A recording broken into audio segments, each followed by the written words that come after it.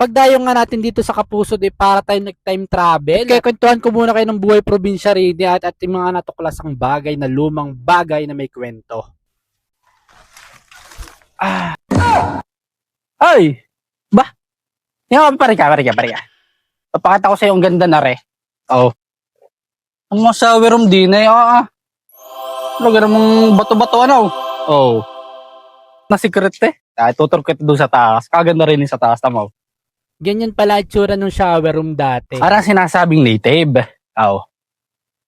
Aakyat ka rin eh. Oh. Makikita mo rin kung gaano kaganda. Ano kaganda, no?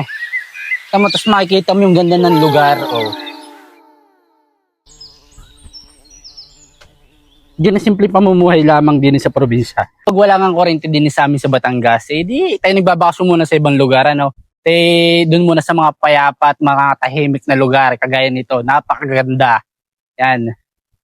Dito pa rin tanaw na tao pa rin yung yung Taal Volcano rito, no? Alam mo kung gaano katahimik, kaganda. At talaga naman napakapayapa ng lugar, ano? Yan, napaka-relaxing, ano? May nakita nga tayo din ng kakaibang bagay na kagaya nito, parang toilet siya noong unang panahon. Yari lang siya ng pinormang bato. Tapos isang painting na parang si Andres Bonifacio to nung may KKK na flag. At isang table na sungka at mga lumang ilaw noong unang panahon. Yung mga kabalagbag, alam nyo ba nung unang panahon, ang ginagamit ng ating mga ninunong kuryente, kasi walang ilaw nung panahon yon, ay ito, gasera. Papakita ko sa inyo. Yan, pato kayo dito para makita nyo. Yan yung gasera. Pero hindi pa siya dapat gato yan. Kasi ang nilalagay dyan ay yung pinaka gasolina niya. Tapos nilagyan siya ng apoy yan. Yan yung tsura ng kanila dating ilaw ng unang panahon. Siyempre sa makabagong panahon, dapat tayo ay may bagong matuklasan. Ang sarap ng buhay kung kung simple lamang, tapos makakapagbayad ka ng ayos sa kuryente, yung buwan-buwan. No? Wala ka masyadong iisipin kasi sesend mo lang yan. Bayarin mo sa kuryente, tapos napakamura pa ng kuryente, ano? Kagaya dito sa Batangas, medyo nagmamahal na yung kuryente natin dito.